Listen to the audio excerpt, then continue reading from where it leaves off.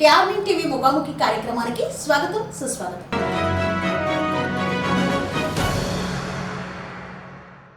ఈనాటి మన ముఖాముఖి కార్యక్రమంలో గజ్వేల్ నియోజకవర్గ ప్రజలకు అత్యంత సుపరిచితులు, వారి కష్టసుఖాల్లో పాలు పంచుకునేటువంటి బీఆర్ఎస్ పార్టీ గజ్వేల్ నియోజకవర్గ ఇన్ఛార్జ్ వంటేరు ప్రతాప్ రెడ్డి గారు మనతో ఉన్నారు. సార్ నమస్కారం. సార్ నమస్తే. గజ్వేల్ నియోజకవర్గ ప్రజలకు మంచైనా చెడైనా కష్టమైనా సుఖమైనా అనునిత్యం ప్రజల మధ్య ఉంటూ 24 గంటలు ప్రజలే నా జీవితం అంటూ ఈ యొక్క నియోజకవర్గంలో ప్రతి ఒక్క కార్యక్రమాన్ని ప్రజల వద్దకు చేస్తున్నారు. ప్రస్తుతం రేవంత్ రెడ్డి గారు 6 గ్యారంటీలతో ప్రజల్లోకి వచ్చి 6 గ్యారంటీలను ప్రజలకు అందిస్తూ మరి అదేవిధంగా 200 యూనిట్ల కరెంటు కూడా ఇస్తున్నారు, ఉచిత ఫ్రీ బస్సు కూడా ఇస్తున్నారు. కాబట్టే మాది కాంగ్రెస్ పాలన కాదు ప్రజాపాలన అంటూ ప్రజల్లోకి వెళ్తున్నారు. సో మరి ఈ పాలనని ప్రజలు అంగీకరించట్లేదు. ఓట్ బ్యాంక్ రాజకీయాలు చేస్తున్నాం. మా అధికారాన్ని కాపాడుకోవడానికి బిస్కెట్. మరి అంత విముఖత ఉంటే మొన్న జరిగినటువంటి జూబ్లీ హిల్స్ ఎన్నికలలో కాంగ్రెస్ పతనం అవ్వాలి కదా, ఓడిపోవాలి కదా, కానీ ఎందుకు గెలిచిందంటారు? జూబ్లీ హిల్స్ ఎలక్షన్లలో ఓడిపోవడానికి కారణం BJP, Telugu Desam, Congress, CPM, CPI, goondaism, అధికారం, ఎలక్షన్ కమిషన్, పోలీస్ డిపార్ట్మెంట్, దాదాపుగా వీళ్ళంతా కుమ్మక్కైపోయింది. ఎట్టి పరిస్థితుల్లో బీఆర్ఎస్ పార్టీ గెలవద్దు అన్నటువంటి ఆలోచనతో వాళ్ళకున్నటువంటి అంగులన్నీ కూడా వాడుకొని ఎలక్షన్ కమిషన్ ఉండంగానే డబ్బులు డిస్ట్రిబ్యూట్ చేసి 2500, 3000, 4000, 5000, 7000 వరకు ఇచ్చింది. ప్రతి ఇంట్లో గవర్నమెంట్ ఇందిరమ్మ చీరలు ఉన్నాయి కదా, ఆ చీరలు తీసుకొచ్చి ప్రతి మహిళకు ఒక చీర పంచారు. చీరలు పంచడం, డబ్బులు ఇవ్వడం, అధికార దుర్వినియోగం చేయడం, గుండాయిజం చేయడం, ఎలక్షన్ కమిషన్ కళ్ళు మూసుకోవడం, పోలీస్ డిపార్ట్మెంటు చేతులు ఎత్తేయడం, ఇవన్నింటి కారణం. గతంలో ఇప్పుడు సిద్దిపేట కమిషనర్గా ఉన్నటువంటి సిపి గారు ఆ ప్రాంతంలో సిపిగా ఉండ్రి. ఆయన అక్కడ ఉంటే ఆటోలు సాగాయని చెప్పి ఆయన అక్కడి నుంచి తీసుకొచ్చి సిద్దిపేటకి వేసారు. అంటే ఒక స్ట్రిక్ట్ ఆఫీసర్ని కూడా వీళ్ళు తరలించి వాళ్ళ యొక్క పైచాల్చిక ఆనందాన్ని పొంది వాళ్ళ యొక్క అవినీతి గెలుపు, అది గుండాయిజం గెలుపు, అది బ్లాక్ మనీతో కొన్నటువంటి ఓట్లు. కానీ రియల్గా 9వ తారీఖు వరకు 9th వరకు బీఆర్ఎస్ పార్టీ 20,000 లీడ్తో ఉన్నది. 10th, 11th 2 డేస్లో 20,000 మైనస్ అయిపోయింది. అంటే 40,000 ఓట్లు కొనరాగా. అంటే వాళ్ళు దొంగ ఓట్లు వేయించారు, అన్ని రకాల చేసేటివన్నీ చేసిరమ్మా. మరి ఇంత చేస్తుంటే ఎందుకు ప్రతిపక్షంగా మీరు అడ్డుకోలేకపోయారు? ప్రతిపక్షంగా అడ్డుకుంటే పోలీస్ డిపార్ట్మెంట్ తీసుకెళ్ళి కొట్టి, ఇప్పుడు మా కౌశిక్ వేయండు, మా ఎర్రోళ్ళ శ్రీనివాస్ వేయండు, మేమందరం అక్కడనే ఉన్నాం. మాట్లాడే పరిస్థితి లేదు. గుండాయిజం చేస్తూ ఉన్నారు, గుండాయిజం చేస్తుండ్రు, పోలీసులు కళ్ళు మూసుకున్నారు, ఎలక్షన్ కమిషన్లు సైలెన్స్ అయిపోయింది. ఎవడు చెప్పుకోవాలి? మేము కూడా గుండాయిజం చేయాలి. అధికార దుర్వినియోగం జరిగిపోయిందంట. 100% జరిగింది. దానిలో భాగంగానే వాళ్ళు గెలిచింది. ఇప్పుడు మళ్ళీ స్థానిక సంస్థల ఎన్నికలు రాబోతున్నాయి. ఈ నేపథ్యంలో బీఆర్ఎస్ పార్టీ తన హవాను చూపెడుతుందా? తప్పకుండా నేను మీ ద్వారా ప్రజలందరూ కూడా విజ్ఞప్తి చేస్తూ ఉన్నా. ఇలా తమిళనాడు రాష్ట్రం బాగుపడ్డది అంటే కారణం, భారతదేశంలో నంబర్ 1గా తమిళనాడు ఉన్నదంటే కారణం అక్కడ ఉన్నటువంటి ప్రాంతీయ పార్టీకే ఆ ప్రజలు ఓట్లేస్తారు. ఏ ప్రాంతీయ పార్టీ అధికారంలో ఉన్నా అందరూ ఒక్కటే ఢిల్లీ మెడల్ వంచి డబ్బులు తెచ్చుకొని అక్కడ ఉన్నటువంటి ఇండస్ట్రీలు కానీ, సాఫ్ట్వేర్ కానీ, ఫార్మా కానీ అన్ని రంగాలలో తమిళనాడు డెవలప్మెంట్ జరుగుతూ ఉంది. ఎందుకు? అక్కడ ప్రాంతీయ పార్టీకి ఓట్లేసింది కాబట్టి. ఇలా పక్కనే ఉన్నటువంటి ఆంధ్రప్రదేశ్ చంద్రబాబు నాయుడు గారికి ఓట్లేసింది కాబట్టి ఇవాళ దాదాపు 15 లక్షల ఇన్వెస్ట్మెంట్స్ తెచ్చుకోగలిగాడు. కేంద్ర ప్రభుత్వాన్ని మెడల్ వంచి అమరావతి కన్స్ట్రక్షన్ చేస్తూ ఉన్నాడు, పోలవరం కంప్లీట్ చేస్తూ ఉన్నాడు, ఇంటర్నల్ రోడ్స్ అని కంప్లీట్ చేసుకున్నాడు, నేషనల్ హైవేస్ కంప్లీట్ చేస్తూ ఉన్నాడు. కారణం ఏంటంటే చంద్రబాబు నాయుడు గారి దగ్గర 16 మంది ఎంపీలు ఉన్నారు. చంద్రబాబు నాయుడు గారు ఉంటేనే కేంద్ర ప్రభుత్వం ఉంటుంది. కాబట్టి చంద్రబాబు నాయుడు గారు ఏం చెప్తే నరేంద్ర మోడీ గారు చేయాల్సింది. కాబట్టి అక్కడ ప్రాంతీయ పార్టీకి ఆ ప్రజలు ఓట్లేస్తుంది కాబట్టే ఆ రాష్ట్రం బాగుపడ్డది. ఇలా గుజరాత్ ఉంది. గుజరాత్లో నరేంద్ర మోడీ గారు 10 సంవత్సరాలు ముఖ్యమంత్రిగా పనిచేసినారు. 10-12 సంవత్సరాలు ప్రధానమంత్రిగా పనిచేసిండు. డబ్బులన్నీ అక్కడ ఇన్వెస్ట్మెంట్ చేస్తుంది కాబట్టి ఆ రాష్ట్రం బాగుపడ్డది. కేసీఆర్ గారు తెలంగాణ వచ్చింది. తెలంగాణలో 1,00,000 రూపాయలకి ఇక్కడ ఉన్న భూమి ₹1,00,00,000 అయింది తెలంగాణ వచ్చినాక. కారణం ఎందుకంటే కాళేశ్వరం నిర్మాణం జరిగింది, 24 గంటల కరెంట్ ఇచ్చినాం, ఇండస్ట్రియల్ని పెద్ద ఎత్తున మరి కేటీఆర్ గారు, హరీష్ రావు గారు కష్టపడి పెద్ద ఎత్తున ఇండస్ట్రీని ప్రోత్సహించినాం. ఫార్మాలో నెంబర్ 1 తీసుకొచ్చినాం, సాఫ్ట్వేర్లో నెంబర్ 1 తీసుకొచ్చినాం, అగ్రికల్చర్లో నెంబర్ 1 తీసుకొచ్చినాం.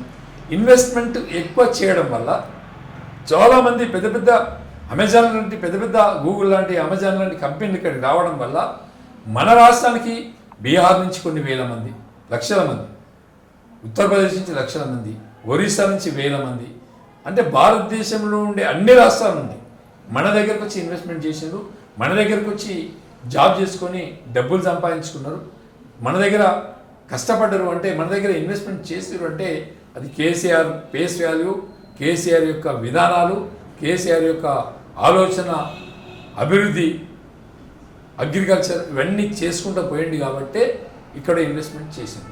ఇవాళ తెలంగాణలో ఇన్వెస్ట్మెంట్ చేయడానికి ఎవరు ముందుకు వస్తుంది? 2 సంవత్సరాల కాలంలో ఒక 20,000 కోట్లు ఇన్వెస్ట్మెంట్ చేపించలేకపోయింది. ఎవరు ఇవ్వట్లేదని రేవంత్ రెడ్డి చెప్తున్నారు.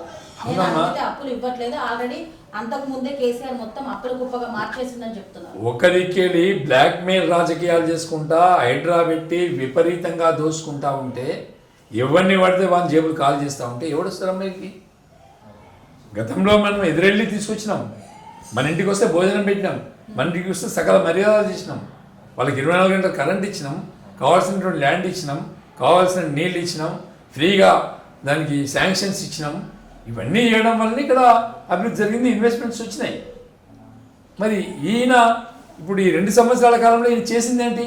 ఒక ప్రాజెక్ట్ మీద ఇన్వెస్ట్మెంట్ చేసిండా, ఓ ఇండస్ట్రియల్ తీసుకొచ్చిండా, ఒక ఫార్మాలో ముందుకెళ్ళి ఫార్మా విషయానికి వస్తే 18,000 ఎకరాలు మనం ఫార్మా సిటీ ప్లాన్ చేసి రోడ్లు వేయడము, ఇన్ఫ్రాస్ట్రక్చర్ కంప్లీట్ చేసినాం, పవర్ కార్డ్కి వెళ్ళి ఇచ్చేసినాం. ఆయన రాగానే దాన్ని పక్కన పెట్టేసేసి అది దాన్ని ఏమంటుండంటే రియల్ ఎస్టేట్ కింద కన్వర్ట్ చేసిండు. మన దగ్గర ఇప్పుడు ఒకవేళ ఫార్మా కనుక 18,000 ఎకరాల కట్టి ఉంటే ఒక 1,00,000 మందికి ఎంప్లాయ్మెంట్ వచ్చేది కదా, 1,00,000 మంది ఎంప్లాయ్మెంట్ వచ్చింటే బాగుపడేది కదా. ఇక్కడ చేసిండేనా? ఇలా ఎడ్యుకేషన్ మీద ఎక్కడ వాళ్ళు చేసింది? దాదాపు 1000 రెసిడెన్షియల్ స్కూళ్ళు ఉన్నాయి, 1000 రెసిడెన్షియల్ ఉన్నాయి. అలా కేసీఆర్ ఇచ్చిన 800 రెసిడెన్షియల్ స్కూళ్ళు. మరి ఎందుకు రెసిడెన్షియల్ స్కూల్ అని ఇంకా స్ట్రెంథన్ చేయలేకపోతున్నాడు? మేము పెట్టుకున్నామమ్మా, మేము పెట్టి ఈ సంవత్సరం మొత్తం కూడా రెసిడెన్షియల్ స్కూలు ప్రతి మండలానికి ఒక 3 కట్టాలి, దాదాపు రాష్ట్రంలో ఒక 2,000 రెసిడెన్షియల్ స్కూళ్ళు తీసుకురావాలి అనే ఆలోచన కేసీఆర్ గారికి ఉండే. మరి దాన్ని పక్కన పెట్టేసిండు. దాన్ని పక్కన పెట్టేసేసి ఎక్కడనో ఒకటి కాన్ఫరెన్స్కి ఒకటి, అది కూడా మంత్రులు ఉన్న కాడ, ముఖ్యమంత్రి ఉన్న కాడ కట్టుకుంటున్నారు. రాష్ట్రం మొత్తం కన్స్ట్రక్షన్ చేయట్లేదు. ఇప్పటికే ఎన్నో గురుకులాలను పెట్టి పేదవాళ్ళకి దగ్గరికి తీసుకొచ్చినటువంటి విద్య ఇప్పుడు దూరం అవుతున్నటువంటి పరిస్థితి ఎదురవుతుంది. అంటే మధ్యాహ్న భోజనంలో కానివ్వండి, హాస్టల్లో విద్యార్థుల ఆత్మహత్యలు కానివ్వండి, కనీస వసతులు కూడా లేక తల్లిదండ్రులు కూడా పిల్లల్ని ఆ హాస్టల్కి పంపాలా అన్న ఆలోచనలో పడుతున్నటువంటి పరిస్థితులు ఇప్పుడు చూస్తున్నాం మనం. సో దీనిపైన ఏమంటారు సార్? అవునమ్మా, ఇప్పుడు వాళ్ళ బిడ్డలకు అక్కడ భద్రత లేనప్పుడు, ఆ బిడ్డలకు సరైనటువంటి ఆహారం అందనప్పుడు, ఆ బిడ్డలకు సరైనటువంటి ఎడ్యుకేషన్ అందనప్పుడు తప్పకుండా తల్లిదండ్రులు దానికంటే ఊళ్ళో ప్రైవేట్ స్కూల్లోకి వేసుకుని బెటర్ అనే పరిస్థితి వచ్చింది. ఇలా ప్రైవేట్ స్కూల్స్లో వేల మంది విద్యార్థులు వస్తుంటే వాళ్ళు అక్కడ దగ్గరగా ఉండి వాళ్ళ యొక్క బాగోగులు చూస్తున్నారు కాబట్టి ఆ ప్రైవేట్ స్కూళ్ళు 3 పువ్వులు 6 కాయలుగా ఎదుగుతున్నాయి. మరి గవర్నమెంట్ స్కూళ్ళు మూతపడడానికి కారణం ఏంటంటే అక్కడ ఎంకరేజ్మెంట్ లేదు, అక్కడ సపోర్టింగ్ లేదు గవర్నమెంట్ది. ఓ రైస్ చక్కగా ఉన్నది, వాటర్ చక్కగా ఉన్నది, వాష్రూమ్స్ ఉండేవి, బెడ్స్ ఉండవి, వింటర్ సీజన్ వస్తే రగ్గులు ఉండవి, అసలు ఈ బుక్స్ ఉండవు, పళ్ళెం ఉండదు, ఏది ఉండదు. ఏది లేకుండా పంపించమంటే ఎవరు పంపిస్తారు? పంపించే పరిస్థితి లేదు. ఎడ్యుకేషన్ని కూడా కుంటుపడే విధంగా రేవంత్ రెడ్డి గారు ప్రయత్నం చేస్తారు. తెలంగాణ రాష్ట్రంలో కాంగ్రెస్ ప్రభుత్వం పైన ప్రజలు విముఖత చూపెడుతున్నారు అని అంటున్నారు. సో అది ఎంతవరకు అంటారు? కాంగ్రెస్ గవర్నమెంట్ ఉందమ్మా, గవర్నమెంట్ ఉన్నప్పుడు ఎట్లా ఉంటుందంటే ఇల్లు ఇస్తాను ఒకడు, పెన్షన్ ఇస్తాను ఒకడు, రేషన్ కార్డు ఇస్తాను అంటే పేదరికం మీద వీళ్ళ యజమాసి ఉంటుంది.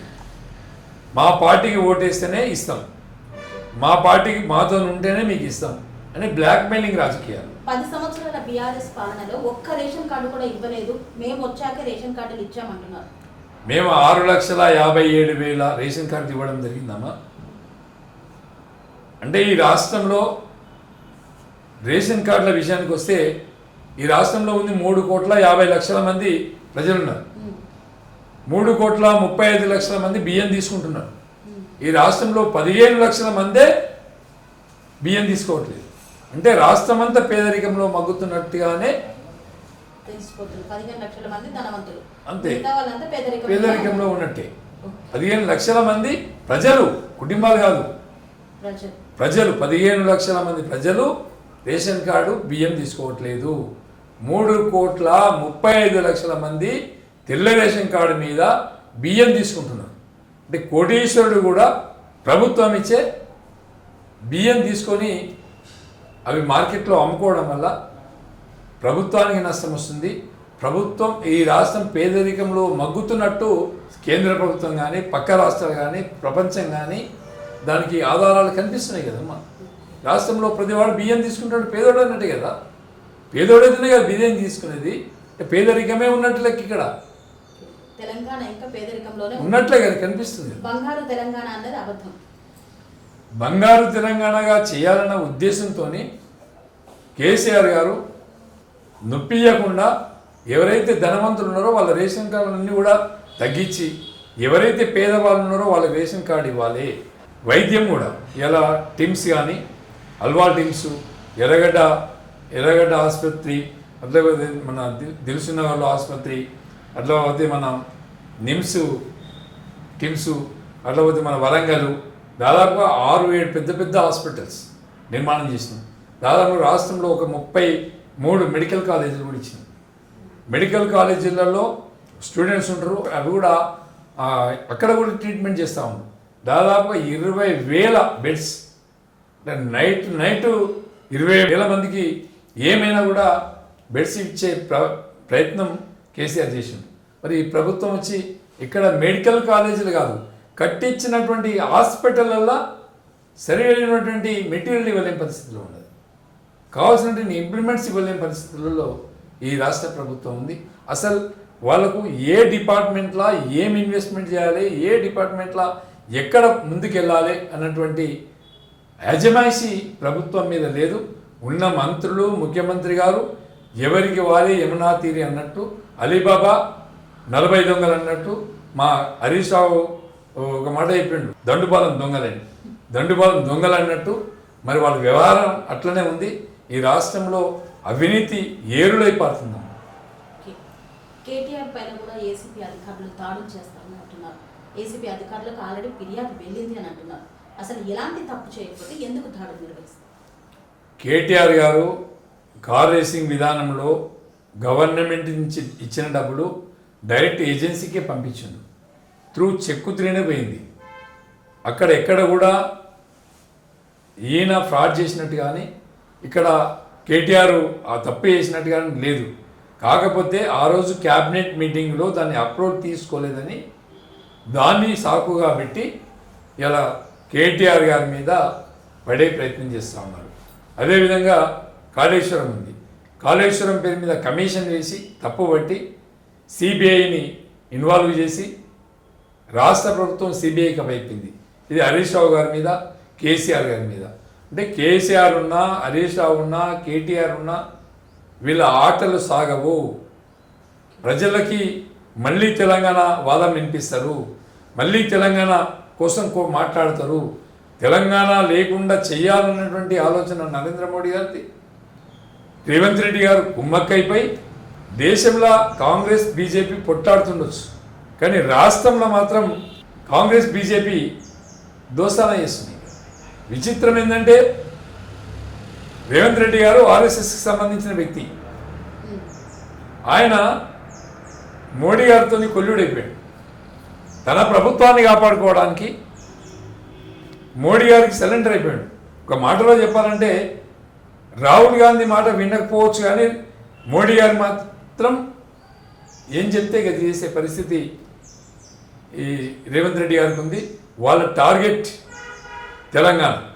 మోడీ గారికి, రేవంత్ రెడ్డి గారికి, ఇక్కడ ఉన్నటువంటి కొంతమంది దుర్మార్గులకి టార్గెట్ తెలంగాణ, కేసీఆర్. మరి ఈ తెలంగాణ రాష్ట్రాన్ని అభివృద్ధి పదంలోకి తీసుకురావాలన్నా, ఇక్కడి ప్రజలు ధనికులుగా మారాలన్నా ఏం చేయాలంట? ఏం చేస్తే బాగుంటుంది? తెలంగాణలో ఉండే ప్రతి వ్యక్తి ఆలోచించినప్పుడు, తెలంగాణలో ఉండే ప్రతి బిడ్డ ఆలోచించినప్పుడు, ఈ ప్రాంతం బాగుపడాలంటే, ఈ ప్రాంతానికి కేసీఆర్ 10 సంవత్సరాల కాలంలో ఏం డెవలప్మెంట్ చేసిండో ఒక్కసారి బ్యాక్ వెళ్ళండి. నీ ₹1,00,000 ఎకరా భూమి ₹1,00,00,000 అయింది. నీ 10 లక్షల ఇల్లు 10 కోట్లు అయింది. నీ ఆస్తిని ఇమ్మడికి ముమ్మడి ఆస్తుల యొక్క విలువలు పెంచినటువంటి నాయకుడు కేసీఆర్. ఆత్మగౌరవాన్ని కాపాడింది కేసీఆర్.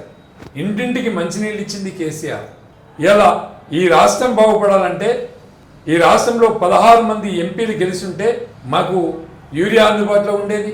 ఇలా కాటన్ ఇష్టం వచ్చినట్టు కొనేవాళ్ళం, ప్యాడీ ఇష్టం వచ్చినట్టు పర్చేస్ చేసేవాళ్ళం, ప్రాజెక్టులు కంప్లీట్ చేసుకునేవాళ్ళం, 24 గంటలు కరెంట్ ఇచ్చేవాళ్ళం, ఇంటింటికి ఊళ్ళో ఇండ్లు కట్టుకుంటే గవర్నమెంటే కట్టించేది, కేసీఆర్ కిట్ ఇచ్చేవాళ్ళం, అదేవిధంగా రైతు బంధు సమయానికి వేసేవాళ్ళం. అన్నీ గతంలో కేసీఆర్ గారు ఏమైతే చేసిండ్రో అవన్నీ ఇంకా కొనసాగింపుగా నడిచేటివి. కానీ ఇవాళ లేవు. కాబట్టే ప్రజలు ఆలోచించాలి. కేసీఆర్ ఉన్నప్పుడు ఎట్లా ఉండే, రేవంత్ రెడ్డి ఉన్నప్పుడు ఎట్లా ఉంది, దీన్ని బేరీజ్ చేసి ఓట్లు వేయాలి. ఏదో కాంగ్రెస్ వాళ్ళు ఇచ్చే డబ్బులకో సెఫ్టీ సీసాలకో ఓట్లు అమ్ముకోవద్దు. కేసీఆర్ గారు చేసినటువంటి డెవలప్మెంటు, కేసీఆర్ గారి ఆత్మగౌరవం ఇచ్చినటువంటి విధానాన్ని చూసి ఓటేయమని చెప్పి నేను ప్రజలందరూ కూడా 2 చేతుల నమస్కరించి విజ్ఞప్తి చేస్తా ఉన్నాను. తెలంగాణ రాష్ట్ర అభివృద్ధి కోసం, ఆకాంక్ష కోసం మరి ఇక్కడి ప్రజలు ఎంతగానో ఎదిగేందుకు ఏం చేస్తే మన రాష్ట్ర భవిష్యత్తు బాగుపడుతుంది, ఎలాంటి వారిని ఎన్నుకుంటే మన జీవితాలు మారుతాయి, ఎవరు మనకు మన పిల్లల భవిష్యత్తు కోసం ముందడుగు వేశారు, ఎవరు మనకు ప్రాజెక్టులను తీసుకువచ్చారు, ఎవరు ఉంటే మన భవిష్యత్తు బంగారుమయంగా మారుతుందో ఆలోచించి నిర్ణయం తీసుకునే బాధ్యతను మన వంటేరు ప్రతాప్ రెడ్డి గారు ప్రజల చేతుల్లోనే పెట్టారు. ఇంతకుముందు బంగారు తెలంగాణ దిశగా అడుగులు వేశారు.